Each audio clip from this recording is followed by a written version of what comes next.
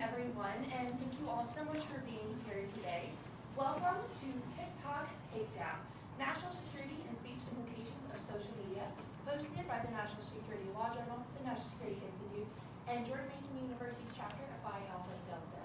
Thank you all for being here. My name is Brittany DePoto, and I'm the editor-in-chief of the National Security Law Journal here at Antonin's Law. The mission of the journal is to publish thought-provoking, informative, and innovative commentary on national security law issues that contribute to the legal community. Each year, we host 2 symposia with discussions around pressing and relevant national security topics, such as this one. This fall, we are excited to be co-hosting this symposium with 2 amazing organizations. Our first co-host is the National Security Institute. NSI's mission is to strengthen American national security and U.S. global leadership by educating future leaders and advancing actionable solutions based on practical experience.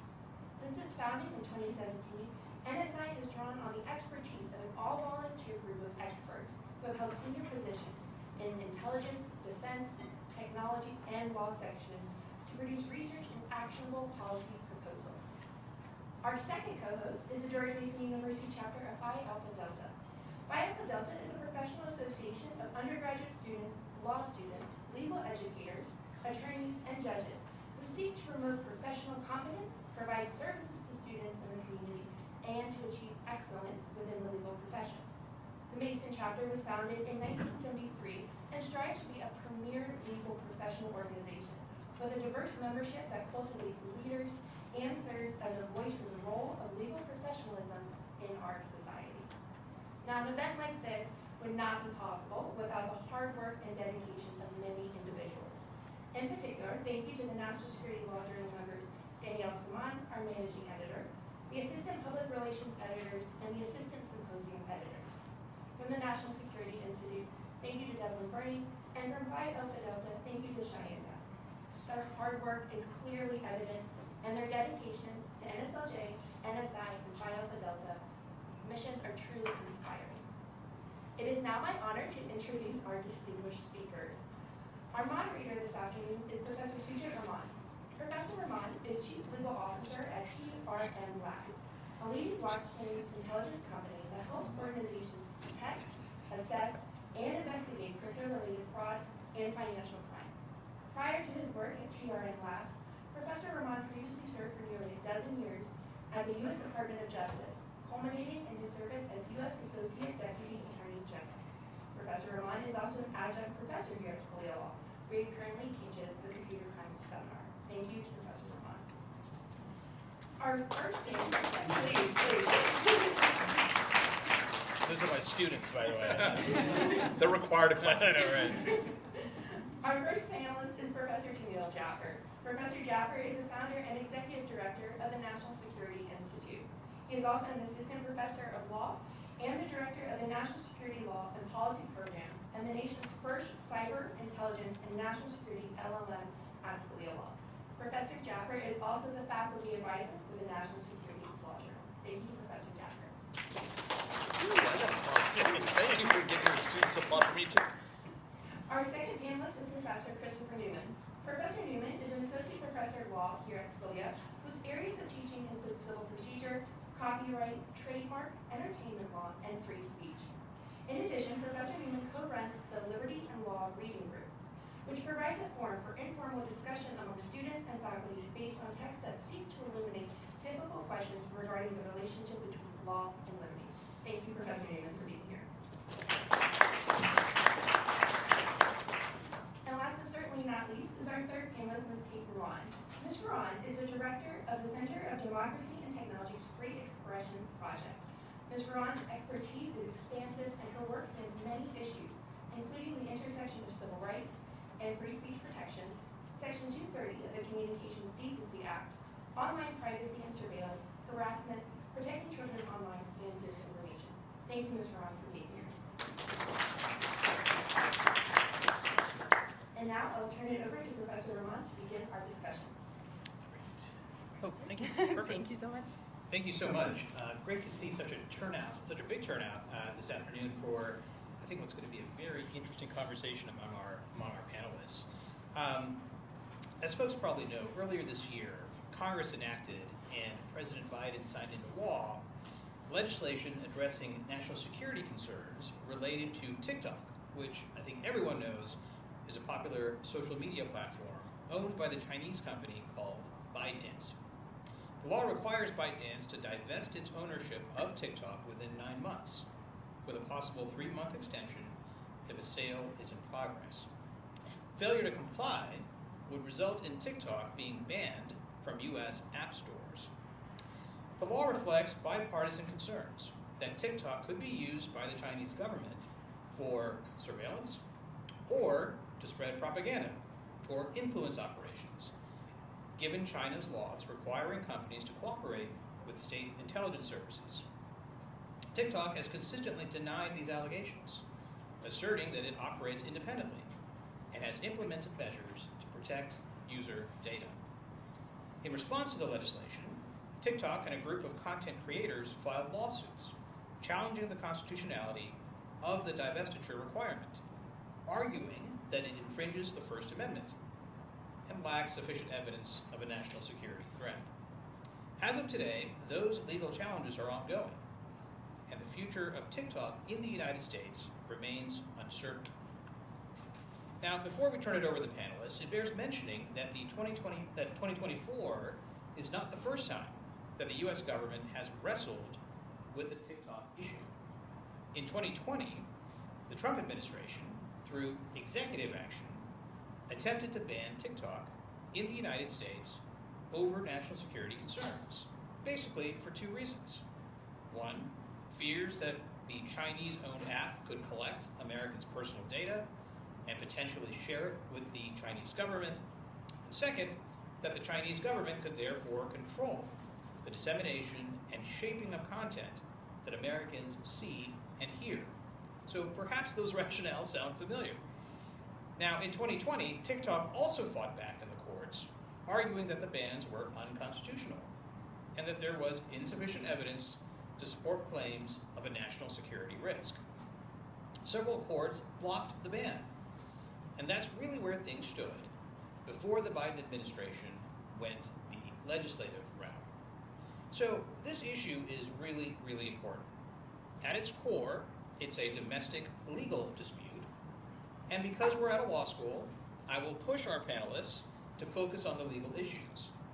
But we all need to keep in mind that this domestic legal dispute is taking place against a tremendously important geopolitical background that reflects broader tensions between the United States and China over technology, privacy, and influence, as well as debates over how governments should regulate foreign-owned technology platforms. So with that background, let's turn it over to Professor Jaffer. Jamil, you and NSI have filed an amicus brief in the litigation currently in the DC Circuit, TikTok versus Garland. Now, help us understand the arguments that have been made in that litigation, number one. And I would love to know, if courts struck down the ban in 2020, why do you feel like 2024 is any different? Yeah, look, a few things. One, the ban is a different ban today. Legislative. The first effort was a administrative effort by executive order under President Trump. It was only a temporary limitation. It wasn't a fully litigated matter. It didn't go all the way up. This is in front of the D.C. Circuit. By statute, it went directly to the D.C. Circuit. It's a different court. And I think the arguments are a little different here today than they were in that case. There's a lot of reasons, by the way, to think that the court there also got it wrong.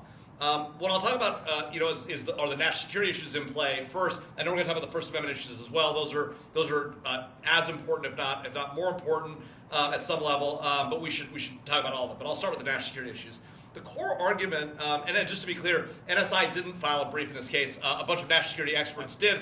A lot of them happen to be associated with NSI, but it just went because institutionally we talked about it. It was better not to. Yeah. So the basic argument about why TikTok presents a national security problem, you might think to yourself, I don't get it. This is a bunch of kids dancing. My friends doing silly things. dog and cat videos. Like, what's the problem here, right? And the real core problem is not the videos themselves, and it's not the platform. It's who runs it, who owns it, the data that's being collected, and how that data can be utilized in combination with other data sets that we know the same folks have access to, and the national implications of all of that taken together, right? And so if you look at TikTok itself, as you note, it's owned by a Chinese company, ByteDance. ByteDance is viewed by many people, and including the Director of National Intelligence, as essentially a functional proxy for the Chinese government. We lay out the evidence for that in our brief, but the Director of National Intelligence talked about the fact that ByteDance is, quote, beholden to the Chinese Communist Party. Right? There's a variety of reasons for that, including the fact that China's national intelligence law requires Chinese companies like ByteDance to comply with their direction control for access to information on their platforms. It has to do with the fact that many companies, including ByteDance, have a CCP committee run by CCP members that oversees the operations of the company. And we know from former TikTok executives that the CCP put individuals at ByteDance to specifically oversee the collection of information and data from the TikTok platform. So we know that they do this. We also know that TikTok itself many times has modified its algorithm and the way it puts out data to both collect information and to message either for or either taking the position of the Chinese Communist Party or suppressing information on TikTok that would have been negative to the Chinese Communist Party. So we know this happens. There's documented evidence. We cite a number of examples in our brief. And so why does any of that matter, right? It's because for all those 170 million Americans who have TikTok on their phone, it's collecting data oftentimes with your explicit authority, right, about your location, about who your friends are, about who you're communicating with, about what information you have on your phone, and could potentially go further. We know that there are examples of TikTok collecting data and turning the microphones on devices without authorization from users. And so there's a larger problem here. But then you take that all in the context, and I'll stop here, of all the data we know the Chinese Communist Party, the Chinese government, has collected through theft of information from the U.S. government and from private sector entities here in the U.S., including the Anthem data breach, the data breach of a major credit card services provider, the data breach of the United States Office of Personnel Management, which involved the collection of information on every holder of a TSSCI security clearance in the entire country, and numerous others. The fact of the matter is the Chinese government has collected that data so they can leverage it along with data from companies like TikTok to profile American citizens for further collection. And so giving that information voluntarily through TikTok and involuntarily through all their data breaches, the Marriott Hotel Corporation, all Chinese government authorized breaches or conducted breaches, creates a major national security risk for us and our people. So that's the basic thesis in the brief that we filed. Got it. Well, thank you, Professor Jaffer. We'll get to Ms. Ruane eventually, because I know you've got a point of view, I suspect, in response to Professor Jaffer's point. Before we get there, let's go next to Professor Newman. You are a First Amendment expert. And Professor Jaffer says there's no First Amendment issue here. This isn't really a ban on content. This is really more about national security. It's more about regulation of ownership. I'm curious, Professor Newman, can you frame the issues raised by this case within the broader First Amendment doctrine? Is Jamil right? Does the national security aspect make this case different? Okay, so we'll put a couple of basic First Amendment markers down so we're all on the same page. Number one, the Chinese government does not have First Amendment rights, nor does ByteDance as a foreign corporation overseas. However, TikTok Inc. is a U.S. entity which does have First Amendment rights, as are all the users of TikTok, all the American users, who want to both send and receive information through this particular channel. So, and the other thing that's important to recognize is that, Jamil mentioned that, one of the arguments, there seem to be two basic justifications for this law. One is data collection, and the other is the possibility that China, through its proxy ByteDance, might manipulate the algorithm and therefore feed Americans basically propaganda. Now, to the extent that that latter one is the main concern here, I think it's an extremely shaky First Amendment ground, because let's cut out all the highfalutin tech stuff and just imagine, okay, let's say TikTok really is just a vehicle for Chinese propaganda. It's like Pravda. right? Well, it's well established that American citizens who want to read foreign communist propaganda, assuming that that's all TikTok were, they have a First Amendment right to have access to that. And you can't, there's a famous case called Lamont where the Postmaster General was saying, if you want to receive these publications that we have deemed to be communist propaganda, you have to sign up and tell us that you are willing to receive communist propaganda. And the court struck that down. So if all we're concerned about is the possibility that TikTok might be an effective means of propagating, manipulating the feed, that's really, I think the government's interest in suppressing that possibility is pretty much ruled out by the First Amendment. I would note also, you said that it has to do with something about it being a difference between ownership and content, but it doesn't sound to me like, that sounds to me like a red herring, because TikTok is saying that as a practical matter, it can't divest, that this can't happen on the timeline the government has said, and if they did, it would radically alter the nature of the platform because they wouldn't have access to the algorithm, which is the heart of the platform. Now, let's assume, though, that they're wrong about that and that they could divest. If this is really only about ownership, let's assume that TikTok were to, ByteDance were to completely divest TikTok. So now it's an entirely arm's length U.S. entity, no ownership relationship. But let's assume that because they want to keep serving the same, they want to be part of the worldwide global TikTok app and allow that interoperability, all that communication, which is one of the key pleasures of being on TikTok. So they create some sort of arm's length contractual agreement in order to still be able to use this unique proprietary algorithm, which, unless continue to assume that it's under control of the Chinese government. Well, presumably they could still do that. They could still send whatever data they need to send to ByteDance in order to feed the algorithm and to get the recommendations that they're going to use to stream things to the users. It's not clear to me. I think that the description of this as merely being about ownership is a red herring, because I don't think that they would regard that as a divestment that would serve the government's purposes, right? If you could still, so then the other side of it is the data collection, which, I think that at least as a rationale is at least a little bit closer to perhaps being able to survive First Amendment scrutiny, because then you're saying, okay, this is conduct. Now you can argue, of course, that data collection isn't merely conduct, because as Jamil said, a lot of the information that people are giving TikTok, they are in effect authorizing TikTok to get. So in a certain sense, that is American TikTok users choosing, as part of a transaction, I'm going to transmit certain information to you in exchange for getting the service that I like. So it's not clear that that's merely conduct as opposed to voluntary speech activities. But let's assume for the moment even that it is conduct, that we can just characterize collection of data as conduct. Then the question becomes, all right, yes, you can regulate conduct, even though it has an incidental impact on speech, but you still have to do it even under an intermediate scrutiny perspective. You would have to do it in a way that doesn't burden substantially more speech than necessary. And so if the effect of the ban or the forced divestment, which seems like as a practical matter would lead to the ban, is to shut down the entire platform in the US, that is obviously a vast impingement on speech.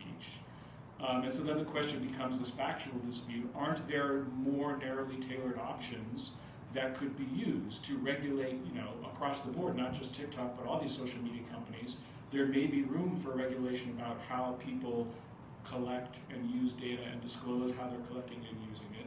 But that doesn't seem to justify singling out a specific company, a specific platform, and basically shutting it down entirely, and that one and only that one, and leaving all the other data collection services, untapped. So I'll stop there. No, that's great. Some interesting threads that I know we're going to pull as we go forward.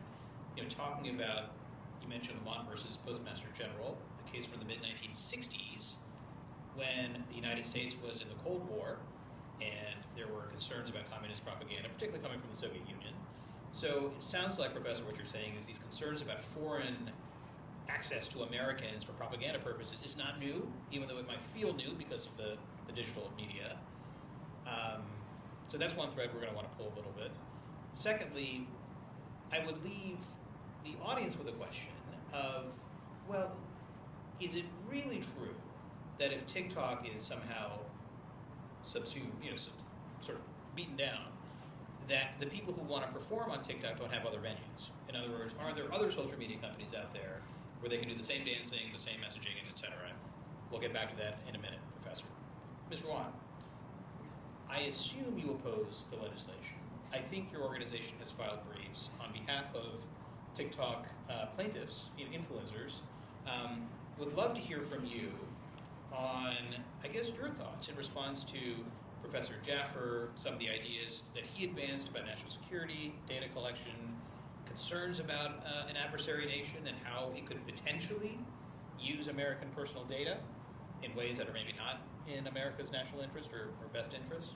How do you think about those issues? How do you respond to those issues? And we'd love to hear more about the litigation that your organization is involved in as well. Sure. Is this working? Yes. Okay, great. Really excited to be here. Thank you so much for having me.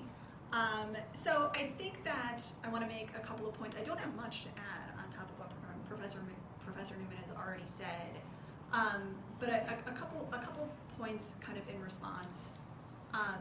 I'm really cautious about expanding the concept of national security to include just like basic consumer privacy regulations.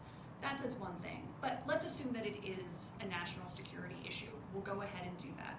I will grant Jamil everything he just said. Everything he just said is a concern, as a legitimate interest for the government to pursue, but that does not absolve the government of having to comport with First Amendment standards when it seeks to address those issues. And from my organization's perspective, I love that we brought up Lamont, because Lamont is about TikTok users. Lamont is about TikTok users' ability to use the platform they want to use in order to get the information that they want to get. And I want to also take just 1 second to say, yes, maybe you can go sing and dance on other platforms, but you won't port your audience. You cannot bring the community that you build on TikTok anywhere else. And so to me, that is a significant First Amendment issue. That is a significant free expression issue that often gets elided, not just by people that talk about it, but also by the courts themselves. Courts don't really take much of a look at that, and I wish that they would. That being said, a couple things about the TikTok law we're looking at exactly. One, the idea that this is just ownership and we're just trying to change the ownership and that it has nothing to do with speech. We would not care about the owner if we didn't care about the speech. We wouldn't care about it because, and it's right there in the justifications for the law. It is data collection, which I grant you is a concern, but is a concern more broadly than TikTok, as Professor Newman said. And it's also a concern about what they're saying to people. It is also a concern about the message that is being delivered. And so that, to me, since TikTok is a US organization, triggers First Amendment scrutiny. Two other main points. The legislation is wildly over-inclusive because the speech that we are concerned about on TikTok is that the government is concerned about and pointing to is vanishingly small when compared to what the ocean of speech that occurs on TikTok. And two, it is under-inclusive for all of the reasons that Professor Newman pointed out, which is that to the extent that we're worried about the data collection and its use by the Chinese Communist Party, not only can China get it from other places, as the National Security Brief points out, when it points out all of the various ways that China has involuntarily scooped up all of this information, but also we could do it differently, right? Like every other social media company is collecting data on you all, like right now, it's collecting so much data on you just as you sit here at rest and listen to me. They all know that you are sitting here listening to the four of us, probably. And they can basically, in the United States, do whatever they want with that data because we do not have a consumer privacy law. That would be a more narrowly tailored way and a more effective way to address some of the privacy issues that we've talked about here. So those are just a couple of other points that I wanted to add on top of what has already been said. That's very helpful. And as I said, I should say, by the way, we're going to leave at least 15 minutes at the end for audience questions and audience participation, so please do be thinking about your questions because we want to make sure our panelists have a chance to engage with them. Professor Jaffer, Yeah. I saw your brow was a little bit furrowed. All the time. Maybe not related to this conversation, but Yeah. in relation to this conversation, Yeah. I'd love to hear some responses to the First Amendment point as well as the points that Ms. Ruane Yeah, well, raised. let's start with the First Amendment point. Let's talk about, first about TikTok as an entity, right? TikTok US is a American incorporated entity. TikTok US is completely controlled by ByteDance, which is a Chinese corporation. It is 100% owned by ByteDance. TikTok US is not an independent entity with its own First Amendment rights. TikTok's algorithm is not controlled by TikTok US. TikTok US has no ownership authority over the algorithm, over what's on the platform, or over the data that's collected. That's a myth. And this idea somehow that TikTok US has First Amendment rights because it just does, because TikTok, ByteDance decided to incorporate any in the US is not accurate, and I think that's an overstatement. Let's talk about the individual users of TikTok, right? And their First Amendment rights. You do not have a First Amendment right on a private platform. Tomorrow, if TikTok decided they're going to kick somebody off, thousands, millions of users notwithstanding, you have no right to say, I have a First Amendment right to stay on TikTok and keep my user base or take my user base with me. So, just the fact that government might shut TikTok down is just like if TikTok shuts you down. There's no right to be on TikTok. You have a right to be in a public park. You have a right to be on the GMU campus. You have a right to be on the public streets under the First Amendment. That's a right against the government, not against a private company. There are no free speech rights against private entities. There's no case law establishing that, and the supporters of TikTok cite no case authority whatsoever on that front. So, you might want to be on TikTok. You might love that you built your platform on TikTok. You might love that you have a huge following. That doesn't give you any First Amendment rights whatsoever as against TikTok or as against the U.S. government. Actually, I just paused right there. I don't think that's true. Okay, so I don't think that's true. Cite me one case. Lamont versus Postmaster. Lamont says I as a speaker, as an individual American, have a First Amendment right on a private platform. That was a case against the Postmaster General. Let's pause. Lamont says that I have the right to receive speech from the We're talking about the speakers that I speakers. want to. Let's talk about the speakers. You're talking about the individual Americans who have that following you talked about on TikTok. The speakers. They're also the receivers of information as well. Let's talk about the and speakers they're first. receiving it from other users on TikTok, and it is the government creating a law which will restrict their ability to do that. So your right is against the government for restricting your ability to get speech from where you want to get it from. So there's no problem. TikTok can kick you off the platform, correct? Yes, TikTok has without its a own First Amendment problem, right? Yeah, TikTok can Could the kick you off government remove you from the platform? No. Great. Can the government shut the platform down? No. Can the government shut down foreign ownership of radio stations? No. They do today. They do. The FCC. Oh, I'm sorry, The FCC is allowed. You said right. foreign ownership. Okay, different First Amendment Why? doctrine there entirely. But why? Because of the scarcity of broadcast spectrum. That is Red Lion, which will probably fall the next time it goes up to the Supreme Court. But it hasn't yet. Still good case law. But it doesn't apply to the internet. The Supreme Court has clearly said in Reno versus the American Civil Liberties Union that the scarcity rationale, which permits stronger regulations of speech on broadcast stations, does not apply to the internet, which is where TikTok operates. So you actually don't get a lower standard of scrutiny for saying that particular people cannot own. Well, we haven't tested that yet. That's this case.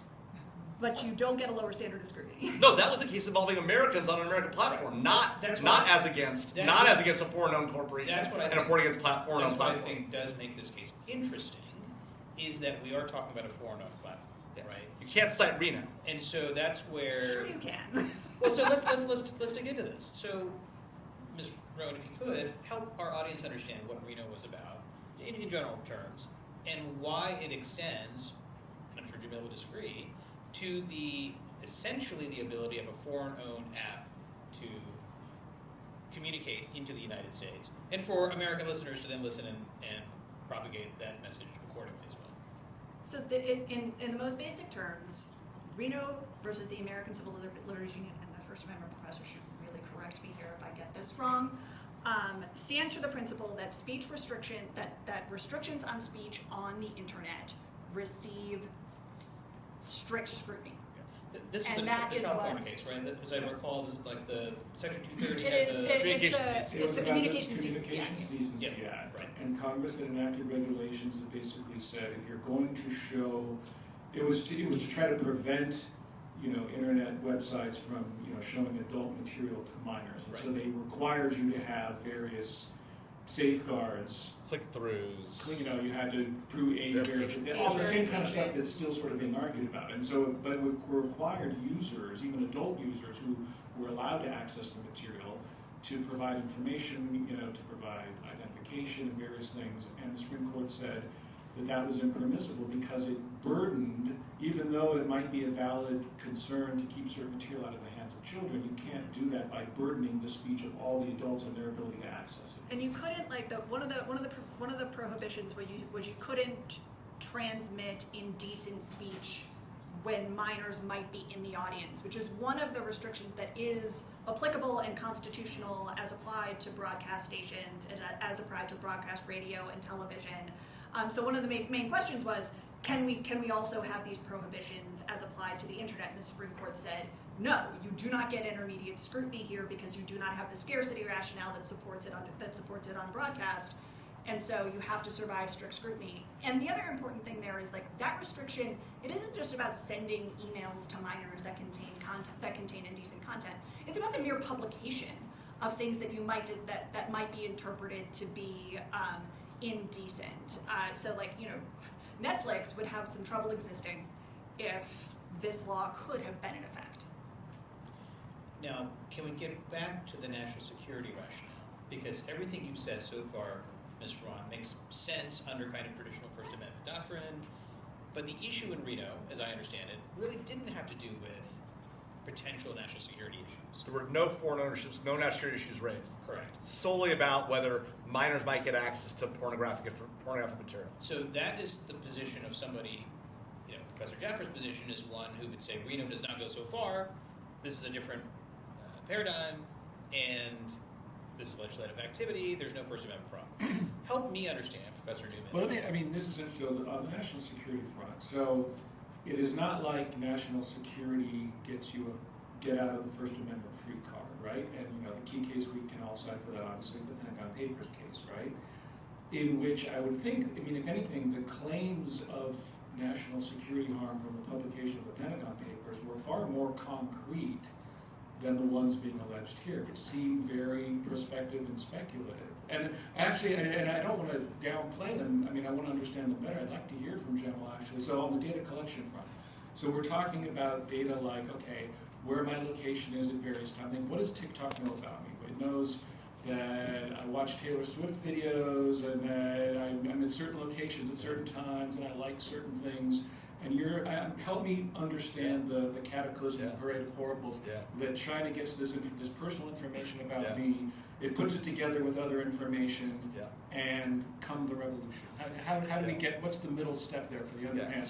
So a variety of things. One, it has your location, it has every other TikTok user's location. 170 million Americans, so it knows where you are relative to every other user of TikTok.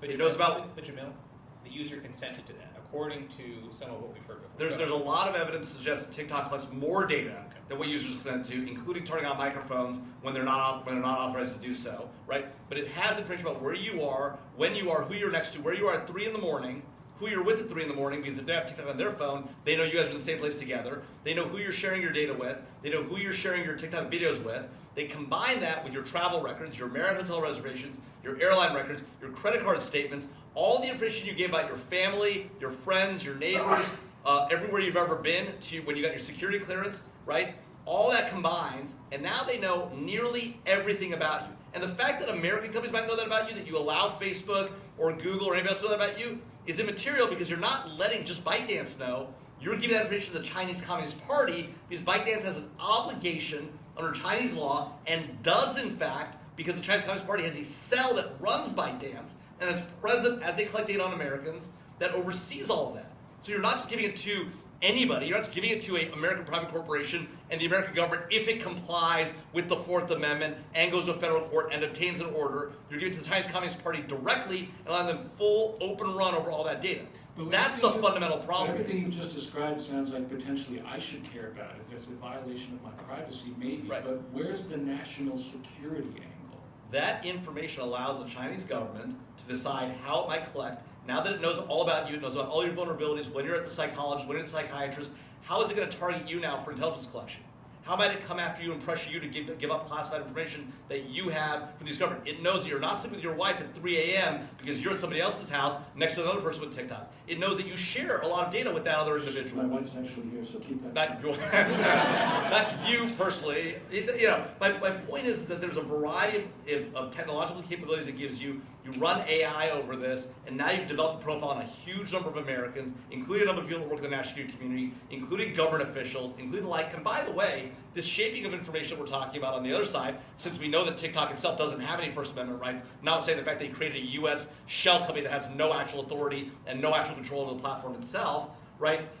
They also shape the messages that are coming out. We just saw with the Bin Laden letter, right? There were a handful of Americans who created videos saying that Osama bin Laden's letter to America, the aftermath of October 7th, was a revelation to them, and how it really demonstrated that the U.S. government was corrupt and horrible and terrible. And TikTok amplified that video for days on end, and amplified that video because its algorithm drove that messaging. At the same time, it was de-amplifying information about Tibet, about Taiwan, and about the oppression of Muslims in Xinjiang province. Why? Because those are the goals of the Chinese Communist Party. That's what happens when you have a CCP cell that runs the company. That's happening at a time when TikTok is the predominant source of news for Americans under the age of 30. The predominant source of news. Forget radio broadcast. Forget the New York Times. Right? It's TikTok. By the way, let me just take a poll. How many people in this room think that when you hear there's a 30% chance of rain today, that means that there's that in the area which you're talking about, 30% of it will have rain? How many people think that? Raise your hand if you think that. Raise your hand high, so I can see it. Okay. And how many of you think that there's a 30% chance that somewhere in the area rain will fall? Raise your hand up high. About half and half.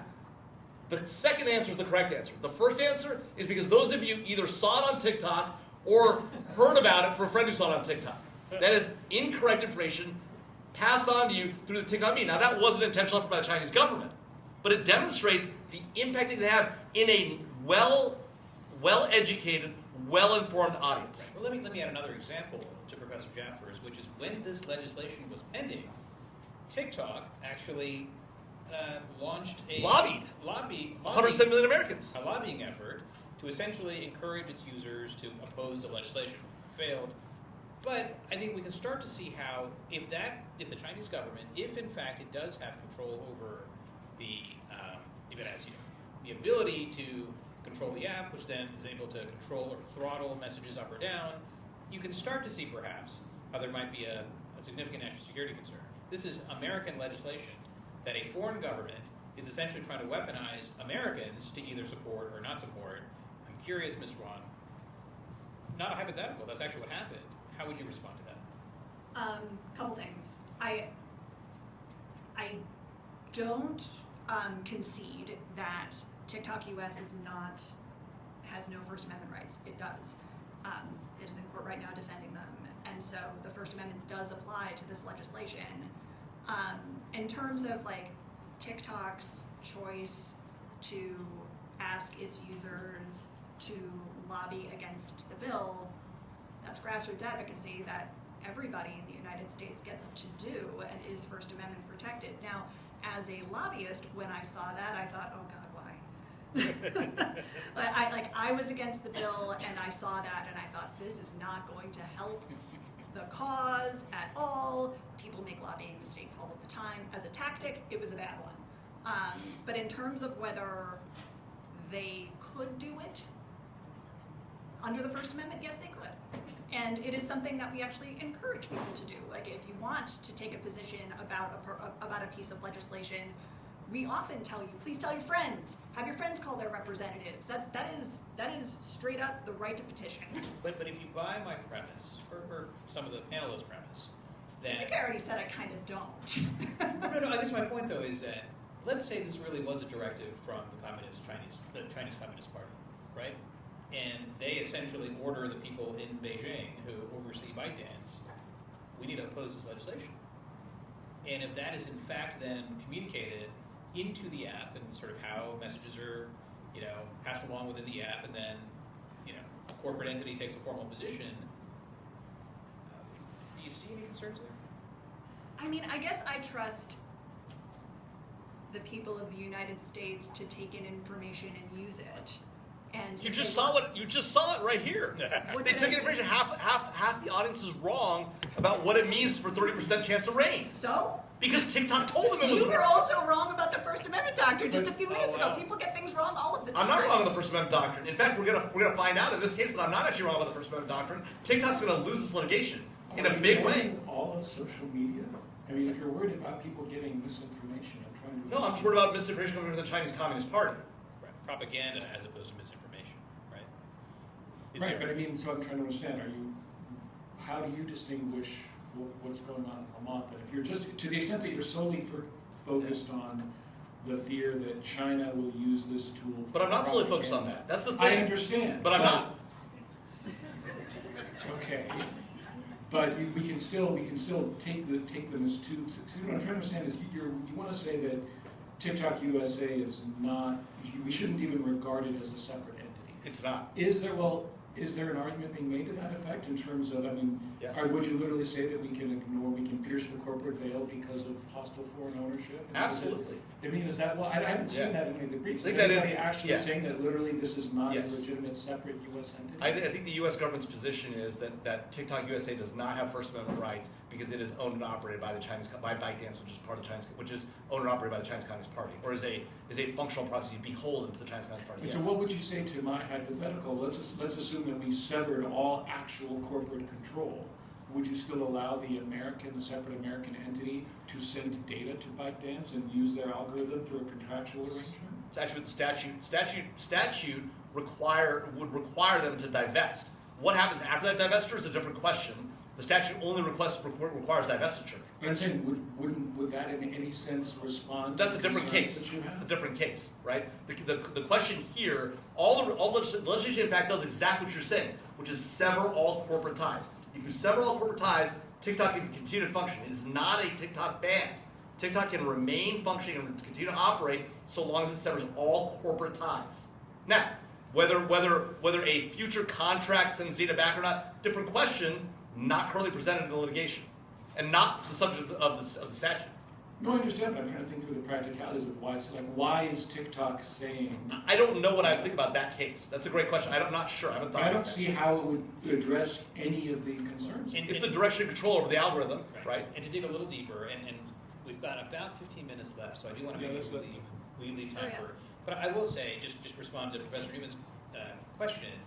TikTok has actually proposed the idea that they would store all user data in the United States. They call it Project Texas. Yes. People can look it up with Oracle or one of the other U.S.-based companies. And I think then, if you sever the relationship between the U.S. entity and where the data is stored from the Chinese government, then you're dealing with just normal access to data issues, Yeah. which And the government has said Cloud Act and all the other kind of Right. legislation that's out the there. government has said they would consider Project Texas if you would sever algorithmic control. Correct. TikTok won't do it. Right. Why? Because they want to control the algorithm that is the primary news source for all Americans under the age of 30. Right. That's why. Right. They won't give up the algorithm because it's not about money for them. TikTok is not a money-making entity for the Chinese government. It is a propaganda arm and a collection tool. Right. Now, Period, full stop. Before we turn it over to the audience, by the way, I think we have lots of potential paper topics for people who are sitting in the audience. So I'm going to push Professor Jaffer a little bit now. Critics, I don't want to speak for Ms. Ruane, but critics have observed that the TikTok ban or the legislation essentially borrows from the Chinese playbook, right? It represents a remarkable reversal of long-standing U.S. policy towards the internet, including on possible compelled intellectual property transfer, which is not a really American idea. It's a very Chinese idea, not an American idea. The compelled disclosure of source code, which is kind of what's happening here. Chinese idea, not an American idea. Foreign investment only via joint ventures with a domestic partner, which is also kind of an American, Chinese idea, not an American idea. Data localization, which for people who are kind of knowledgeable about internet governance, America has always opposed the idea of data localization. And yet here we are kind of pushing for it. And then a great sort of firewall against foreign apps. Very much a Chinese concept, not an American concept. So in your view, is this legislation consistent with how America has always thought about open expression, free flow of ideas, etc.? Or are we just in an age where things are just different? I'm just curious how you would respond to that, and then we should get to the audience. Yeah, I think it's a little bit of both. I think one, I think it's consistent with longstanding American regulation of foreign ownership of sources coming to Americans, right? So we don't allow you to buy a radio station, and the modern era is TikTok is the new radio. It's the new TV. It's the new methodology by which people communicate with one another and the way that foreign governments communicate with Americans, right? That's what it is, right? And this is a case where it's not like Pravda, right? I get to read Pravda. This is I want to hear from my friends who have thoughts, but all their thoughts are shaped by how the Chinese government decides I'm going to hear those thoughts. And that's the fundamental problem. It's not that I'm not on TikTok because I want to hear from the Chinese government or I want Chinese propaganda. I'm on TikTok because I want to hear from my friends. It just turns out that I'm getting a little Chinese propaganda alongside it that's shifting all that view and making me think that 30% of rain means this, or that Osama bin Laden's a hero and a great world leader, right? Or that Tibet's not a problem, or that Taiwan's really part of China, right? All those messages that I wouldn't otherwise hear from my friends, but now they're being prioritized at the top of my feed because that's what the Chinese Communist Party wants. So that's number one. It's not a fundamental shift in U.S. philosophy. It's just the realities of the modern era today. Interesting. Okay, that's very interesting. Any response, Ms. Ruane? Then I want to turn it over to the audience.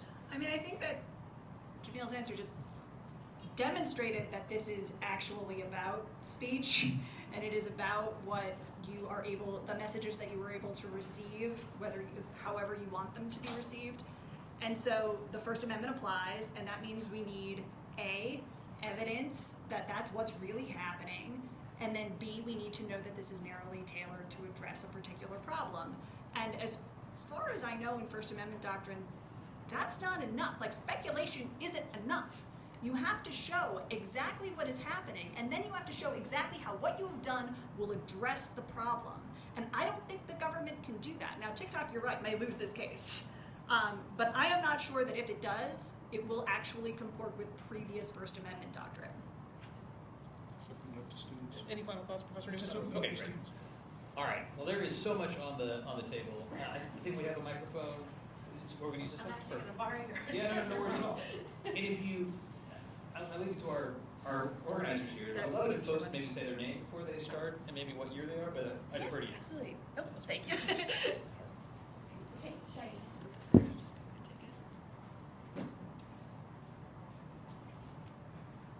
Thank you all for being here today. My name is Shine Young. I'm with 3L.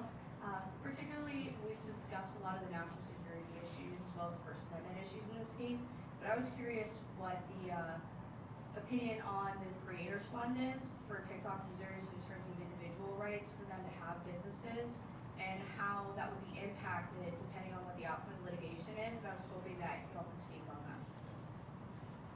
Did you Impact on what? the creators? on Creators, TikTok. web business, they built a business on TikTok. They're probably right.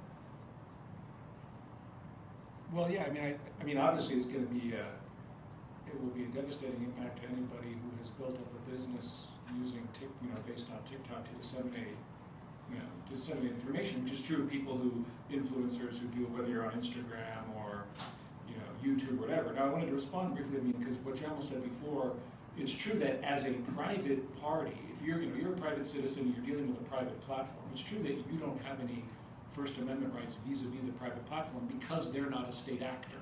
But of course, what we're talking about here is state action. It's the state coming in and shutting down a particular platform. So I'm not sure if you're just asking about what the practical effect is on users, I take it you can either say, well, too bad, go find a different platform because there are other platforms out there. And that's true, but of course it's not that, if you're somebody who is invested in a particular user base and followers and everything, that's a huge devastating blow. Now you might say it's imprudent. In fact, as a general matter, I would say it's highly imprudent to build up, invest a lot in a business model that depends crucially on your access to a given platform, unless you've got a very strong contractual relationship with that platform that requires them to protect it, because usually that's not the case, right? YouTube can demonetize you, and Instagram can shut you down. So if you're an influencer, but I think that's sort of a broader issue than this particular case, right? I mean, do you want to say? I don't know that I have much to add. Like, I don't know if that's a takings question, but I don't know anything about that, and so I won't expound on it. I will say that I have talked to a lot of creators, and in anticipation of this, like as the legislation was moving through, they all started diversifying. They all started figuring out how to take their content and move it to other platforms and build audiences on other platforms because they recognized the practicalities of it. That being said, they were having trouble doing that because it wasn't like it's like the way different algorithms work. They work differently, they respond to different content, you build audiences differently on different platforms. I think that the consequences could be pretty significant for those folks, but I don't know and have not really seen that they would have a legal remedy against the government for having banned their access to a particular platform. That being said, that's one of the reasons that the Supreme Court is so skeptical of restrictions on intermediaries' ability to continue to distribute speech. Next question.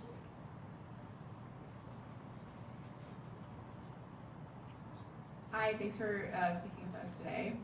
My name is Emma and I'm a 2L. So if we accept the argument that the First Amendment rights here and the national security concerns here are both of equal weight, is there some argument to be made that national security will always be more important, at least in this sort of situation, given the geopolitical context, or that some level of deference should be given to the government's pursuance of some national security objective? I think we're about to find out. I don't have a good answer to that question. I actually think to the contrary. If they're of equal weight, I actually think the First Amendment trumps. Right? I think New York Times suggests that if they're of equal weight, that the First Amendment's going to control. I just don't think they're of equal weight. Right? My view is the national security arguments are significantly more impactful, and you can see it in what we know the TikTok influencers are doing. They're pivoting to other platforms because building your follower base on a Chinese-owned and operated platform is probably a bad idea, but B, particularly if the government's going to be concerned about it, right? And there are a million different outlets, right? The fact of the matter is that it's not like there's one or two or a handful of radio stations or a handful of broadcast channels or a handful of whatever.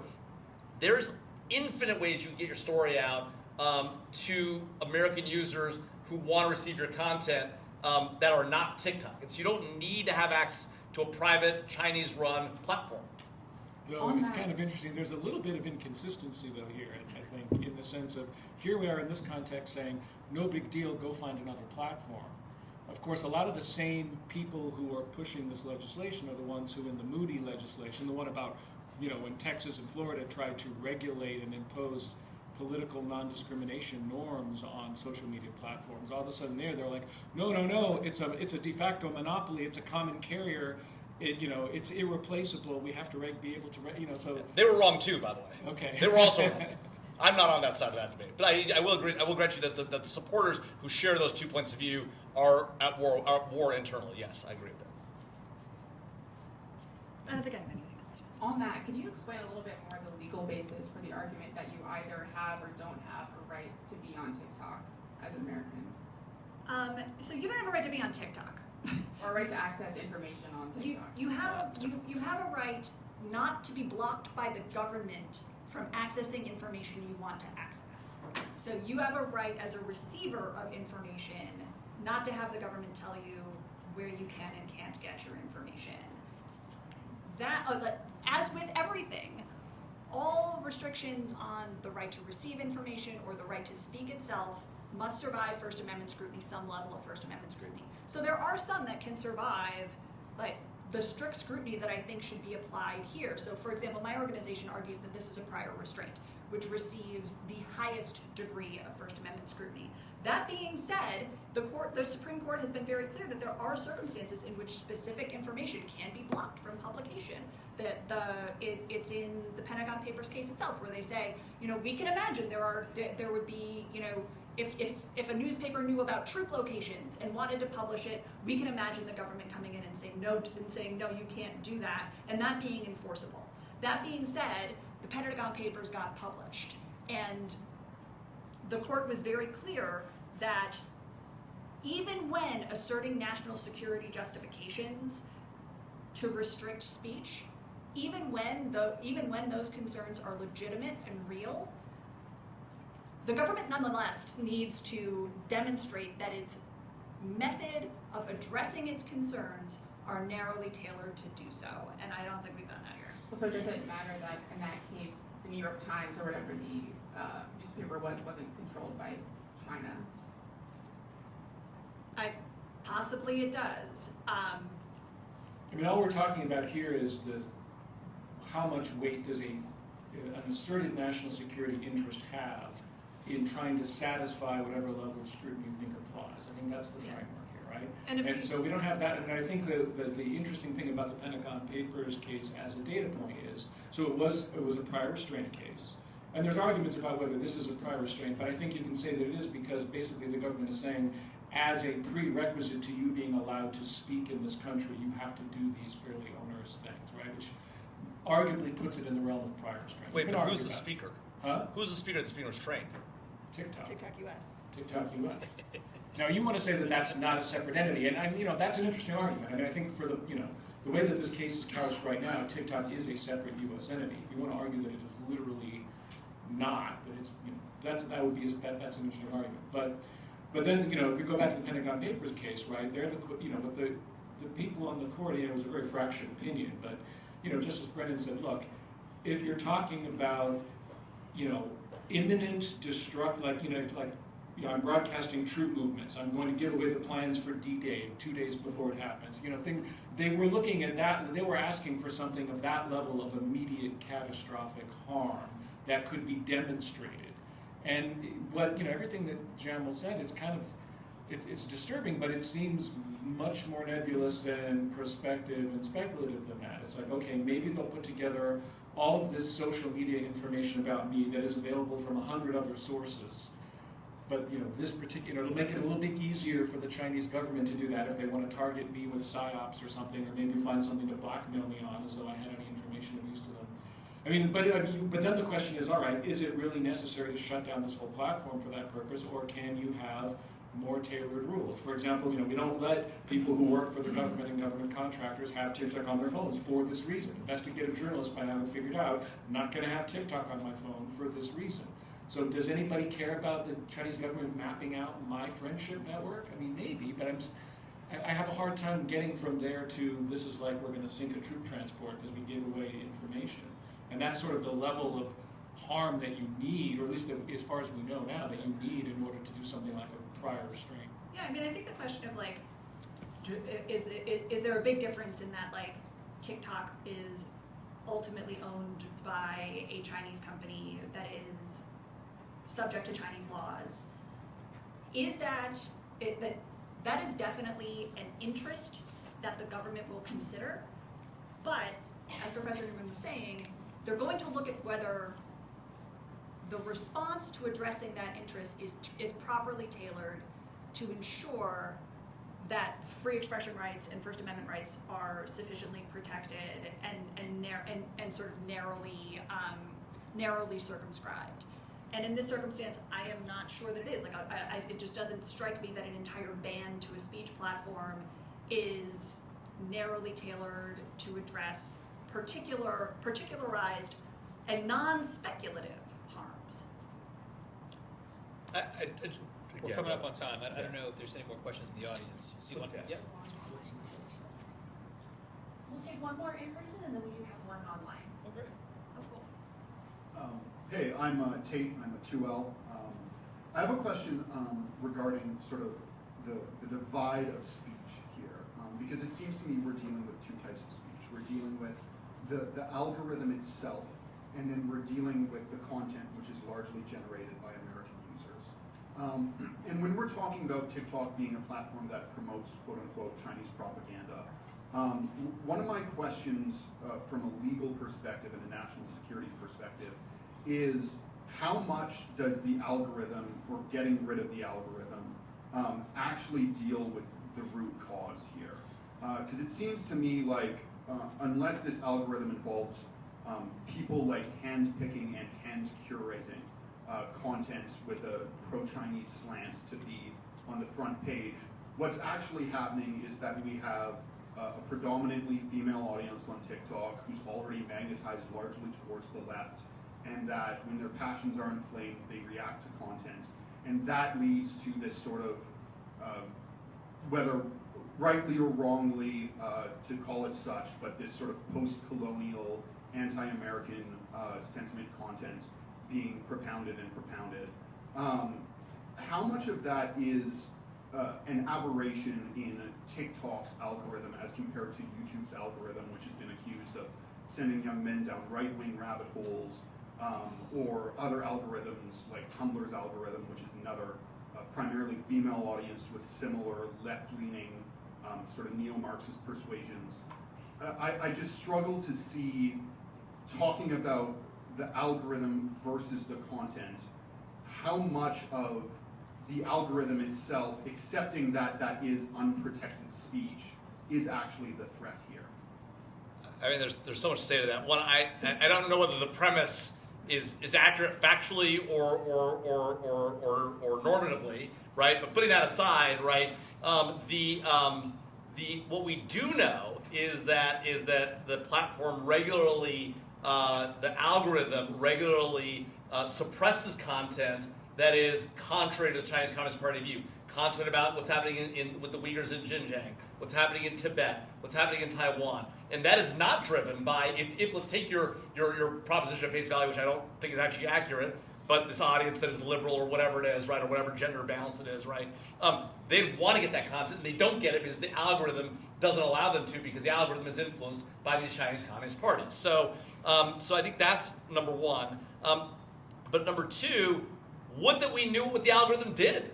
But we can't and won't, because the Chinese government won't put the algorithm in the United States, won't give TikTok US, the independent US entity that was incorporated in Texas, right, any authority over the algorithm, because they don't want us to see it. They don't want that entity to have it. They don't want an independent American-run entity to have that authority because they want to control that content. So it is not the audience that's driving it. The audience does drive a lot of content. It drives Instagram content, it drives YouTube content. It does not drive TikTok content. That is driven by one entity, the Chinese Communist Party. I mean, I think you're right to some extent that the algorithm was a red herring. I mean, the algorithm is what makes TikTok as valuable as it is, because that's what gives people the feeds that keep them scrolling, okay? And I think you're probably right that much of the content that a lot of the lawmakers are upset about probably is organically driven by, dynamics similar to the ones that you're describing. But what Jamil's saying is also true. It's not that they're sitting there hand managing everything the algorithm does. It's that whenever they want to, and this is true of all of the social media platforms, right? They have an algorithm that is automated and is primarily geared toward keeping eyeballs and making revenue. That's its main function. But they also have the ability to take a certain video and either suppress it or promote it. And so I think the fear is that they will do that strategically when it's useful to them. They probably there may be circumstances when they have. Again, but that just leads you to the point that, well, if they were writing their own, I mean, they're allowed to, or at least Americans are allowed to choose to consume sources of news that are curated in the editorial voice of a foreign power if they want to. I mean, and so that's. I agree with you that it's not so much the algorithm as the control. Where the algorithm seems to be playing a big role in this is that there's this claim that who controls the algorithm. Apparently, it is run on computers that are situated in China, and the Chinese won't let it be exported. So the role that the algorithm plays seems to be mainly playing a role in this practical question of whether divestment is feasible practically, whether it's tantamount to shutdown. It seems to be in those debates, because you're right. What we're really concerned about in propaganda is the hands-on choosing to promote things, which I think is sort of an intervention into the algorithm. It's not the algorithm itself. But One interesting thing to think about here is that everything that Jamil just noted about suppression of content that the Chinese Communist Party doesn't like, that's in contradiction to international human rights law and international human rights like principles of free expression. And one of the things that one of the instruments that could be used to address some of that globally is like the Digital Services Act, for example, which places international human rights obligations onto platforms. TikTok, for example, is a VLOP under the DSA, and so it has to engage in disclosures, it has to engage in impact assessments, it has to engage in audits. these are all going to be really interesting things from my perspective to see, because we might get some answers to some of those questions. Like the idea that the Chinese Communist Party is using TikTok to suppress content that it does not like. Mark Zuckerberg does the same thing. Elon Musk is doing the same thing. Those are things that like you're not supposed to do if you are, as you might claim, comporting with international human rights laws, which requires censorship to be necessary, proportionate, and legal under the platform's published standards. And I don't know that there is a TikTok standard which says, like a published TikTok standard which says, we suppress content that the CCP doesn't like. Yeah, I know we're coming up on time. I hope that's okay. So we'll wrap it up. I don't want to put. We had an online question, right? Oh, we do actually. Actually, this last question was very similar to the online question, so it worked out very quickly. Okay. Well done. Well done. I don't certainly, as moderator, want to put a thumb on the scale, but I'm going to read one last thing at the end, and this is a quote from Tim Wu, who many of you know. I think he's a professor at Columbia. Had a very influential role in the Biden administration, so not on Jamil's side of the house necessarily, but he wrote something. I'm on the side of freedom. Freedom. There we go. And the American flag. Well, you and Professor Wu might end up on the same side on this one, because this is really interesting, and I think it's That would be unusual for I think it's a little bit of a response to the last point that was made. So Tim Wu, writing in 2020, during the Trump TikTok litigation, for many years, laboring under the vain expectation that China, succumbing to inexorable world historical forces, would become more like us, Western democracies have allowed China to exploit the situation. We've accepted, with only muted complaints, Chinese censorship and blocking of content from abroad, while allowing Chinese companies to explore and exploit whatever market it likes. Few foreign companies are allowed to reach Chinese citizens with ideas or services. Query how that comports with some of the international human rights issues you were talking about. But the world is fully open to China's online companies. From China's perspective, the asymmetry has been a bonanza that has served economic as well as political goals. Some think that it is a tragic mistake for the United States to violate the principles of internet openness that were pioneered in this country. But there is also such a thing as being a sucker. If China refuses to follow the rules of the open internet, why continue to give it access to internet markets around the world? Not intended to be the final thought, But it is going to be. but I leave each of you with that idea, and we'll say thank you for attending today. And to all of our panelists, of course. Thank you very much.